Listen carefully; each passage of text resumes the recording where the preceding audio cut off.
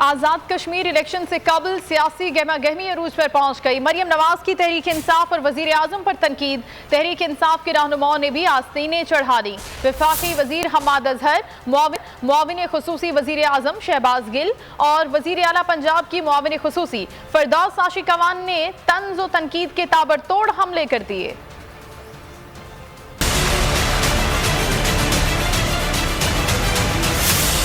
आजाद कश्मीर में fashion show करके या हाथ ऊपर नीचे करने से इलेक्शन नहीं जीते जा सकते। आजाद कश्मीर में भी नए पाकिस्तान का झंडा लहराएंगे। वफाकी वजीर हम्माद अजहर ने अपोजिशन पर तनकीद के नश्तर बरसा दिए। बोले, विरासत में पार्टियां लेने वाले इलेक्शन नहीं जीत सकते। शहबाज गिल ने तोपों का रुख नून लीग की तरफ कर दिया। ट्वीट में कहा, मोहतरमा सिर्फ तब सच बोलती हैं जब नहीं बोलती। LOC का इलाका जहां मरियम सफदर ने दावा किया, वहां भी रेडियो सर्विस नहीं। मोहतरमा कहीं बॉर्डर के उस पार तो नहीं निकल गई। बोले, इंटरनेशनल मीडिया ने फिर मरियम के वालिद और इसराइली गठजोड़ को बेनकाब किया। फरदौस आशिकवान ने कहा कि कनीज दोम अपने मफरूर लीडर और जाली राजकुमारी के जालसाजियों पर पर्दा नहीं डाल सकती। इलाज का ड्रामा रचाकर मुल्क से भागने वाला लीडर नहीं बल्कि भगोड़ा होता है। मुसलसल जिल्लत आमेज रुसवाई के बाद कनीज दोम डिप्रेशन का शिकार हो चुकी हैं। आजाद कश्मीर के इलेक्शन में वाज़ेह शिकस्त देखकर पूरा टोला बौखला चुका है।